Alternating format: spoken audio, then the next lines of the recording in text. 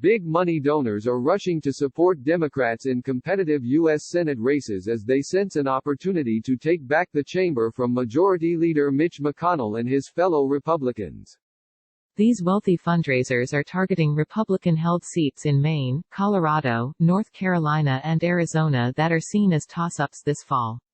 They are also focusing on states such as Iowa and Montana, where the Senate races are rated lean Republican by the online political analysis organization Cook Political Report. Republicans have a 53-47 edge in the Senate, as two independents caucus with Democrats. All campaigns have had to get off the trail and go fully virtual during the coronavirus pandemic. That hasn't stopped financiers from working the phones, securing new donors and helping set up digital fundraising events for their preferred candidates. These virtual fundraising gatherings for Senate candidates, many of the organizers said, have become regular occurrences in recent weeks due to how cheap and easy they are to set up through Zoom conference calls. Campaigns and hosts no longer have to spend large amounts of money on renting venues or catering food. The in-person events often would target donors that were based in a particular city. With virtual calls, candidates have a broad appeal to donors across the country and, in some cases, American citizens living abroad.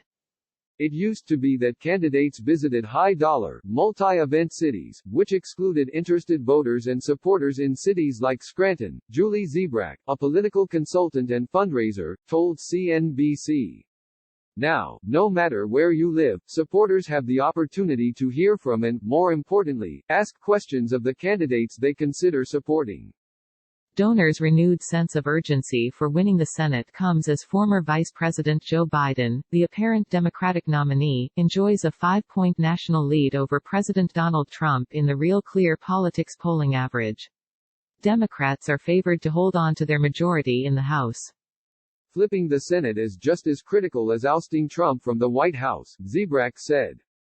The donors think Trump's response to the coronavirus could further hurt him and his party with voters. Trump's chaotic handling of the coronavirus and falling poll numbers give us hope, Bob Crow, a partner at Nelson Mullins and congressional donor, told CNBC. None of the Senate candidates that are running in toss-up states returned requests for comment. According to people with direct knowledge of the matter, John Haynes, a partner at law firm Kirkland & Ellis, has started raising cash for Democrats running in high-profile Senate races: Montana Governor Steve Bullock, former Colorado Governor John Hickenlooper, Maine House Speaker Sarah Gideon, and North Carolina Army veteran Cal Cunningham. These people declined to be named as the moves are being made in private. Gideon is the favorite to win her primary and take on the longtime Republican Senator Susan Collins. Gideon has the slight edge over Collins in how much she's raised, bringing in $14 million in the 2020 election cycle compared with the GOP incumbent $13 million, according to the Nonpartisan Center for Responsive Politics. Collins, though, has a super PAC supporting her and has slightly more cash on hand. Both candidates are financing their campaigns on donor checks larger than $200. Charles Myers, a former vice chairman at Evercore, is co-hosting a virtual fundraising event at the end of May for Gideon with Alex Lasry, the senior vice president of the NBA's Milwaukee Bucks, a person familiar with the effort said. The goal is to raise up to $75,000, this person added. Lasry is the son of Bucks co-owner Mark Lasry.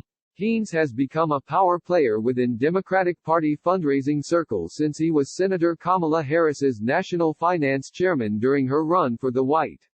He is also helping Biden raise campaign cash. Harris, who is often mentioned as potential vice presidential pick for Biden, has been hosting an online Meet the Candidates series for donors to get to know many of the candidates that Haynes and her other previous financiers are assisting.